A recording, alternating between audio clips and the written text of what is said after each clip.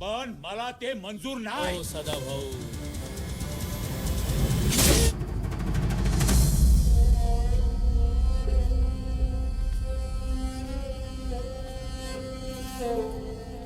बघ बाबा, जन्म झाल्या झाल्या आई बापाला खाऊन टाकलं, पळून जाऊन भोसलेच्या पोराला मारून टाकलं. आता तुझा नंबर म्हणायचा का?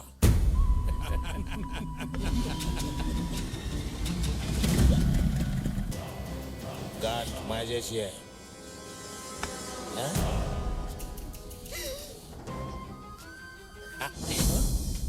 माझ्या आयुष्याबद्दल बोलण्याचा किंवा निर्णय घेण्याचा तुम्हाला कधीपासून अधिकार मिळाला? हा